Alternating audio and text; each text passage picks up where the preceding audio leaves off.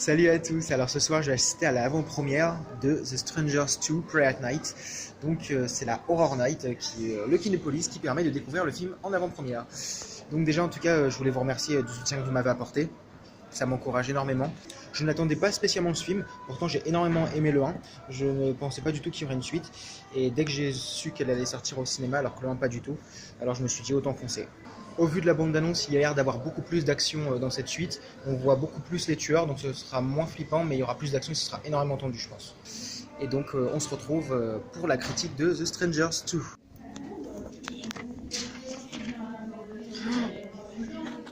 Wow, wow, wow. Toile d'araignée. My God, so tense.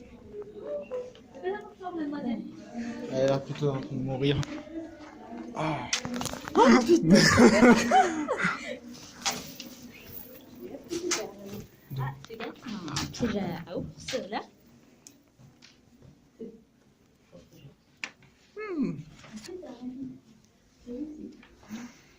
Très lacéré.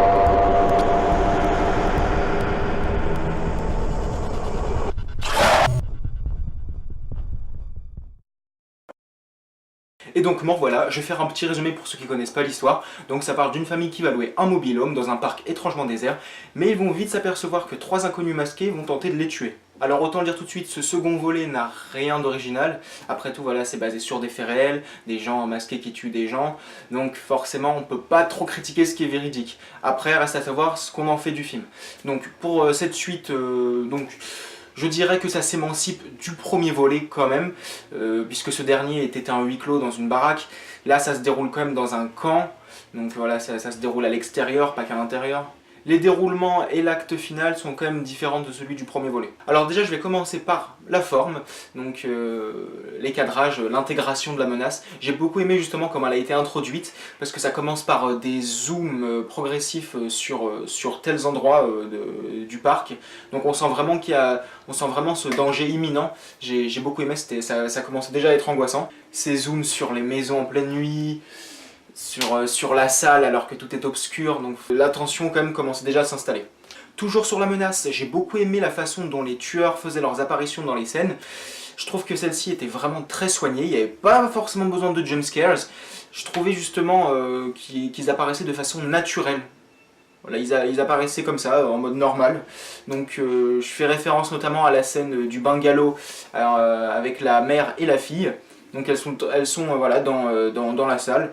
Et puis la fille se retrouve face à un des trois psychopathes. Ça se faisait de manière calme, posée, et justement c'est ce que je trouve encore plus inquiétant, parce que là pour le coup ça change des effets sonores, voilà, des sursauts qu'on nous procurait. Les autres apparitions sont également très bien montées, puisque on a ces plans qui nous procurent une vue générale, voilà, de ce qui se passe. Vous savez, ces grands plans, quand on voit à peu près tout ce qui se passe, où les personnages sont très éloignés de la cam, on les voit entièrement. Voilà, on a un grand espace visuel, on voit tout. Une vue complètement éloignée et globale de la scène, un peu comme à la It Follows.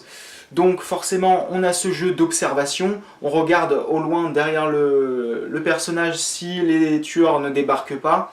Et justement, c'est ce qu'ils font, ils arrivent. Et voilà, j'ai trouvé ce jeu d'observation, j'ai trouvé que c'était une bonne interaction entre le film et les spectateurs.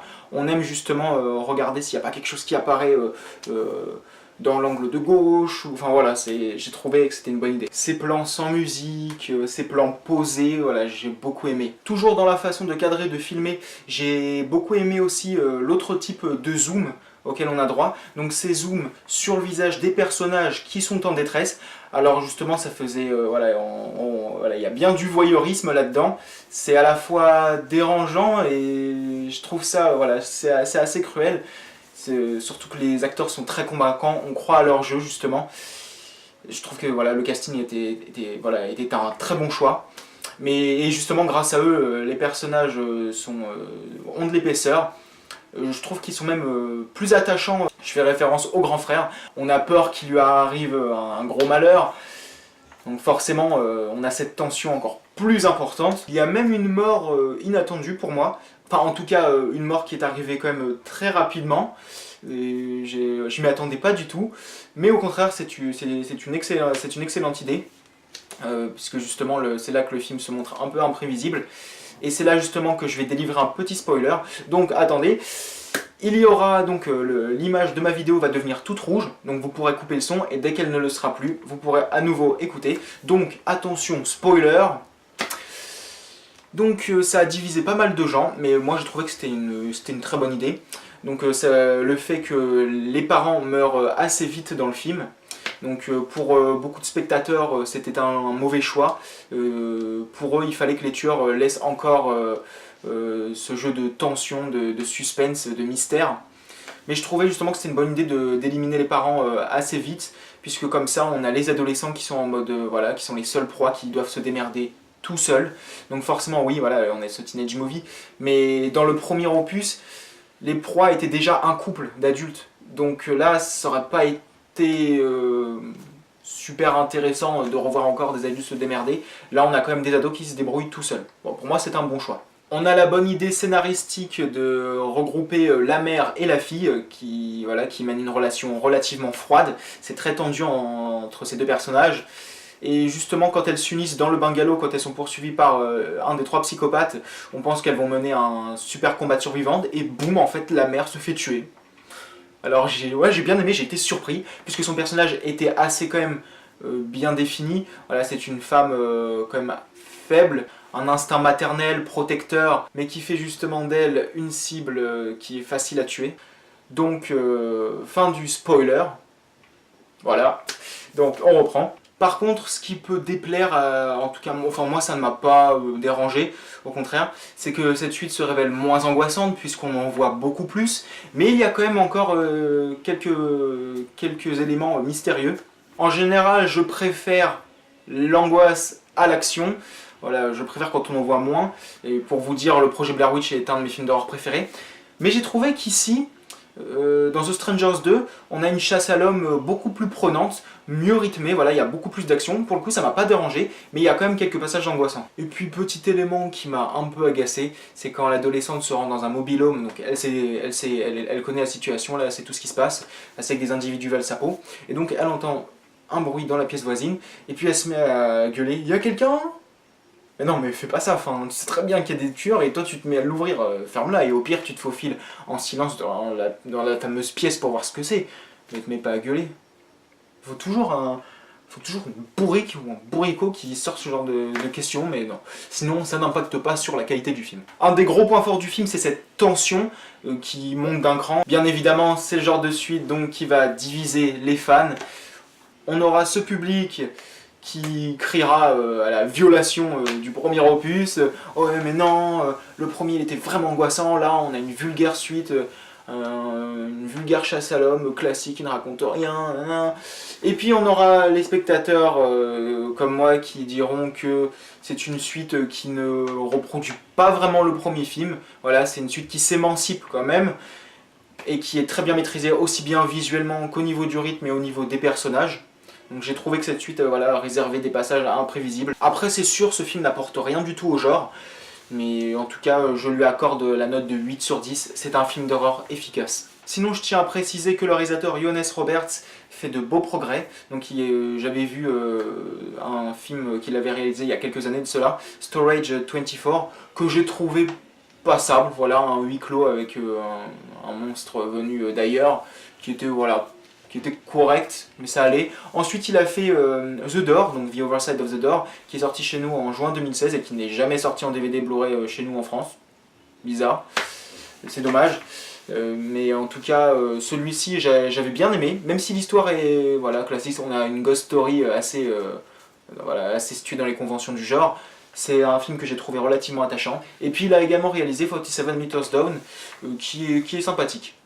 Donc c'est un réalisateur qui doit être quand même suivi de près. Donc n'hésitez pas à partager vos avis sur le film, pour ceux qui l'ont vu en avant-première comme moi ou pour ceux qui habitent en Belgique.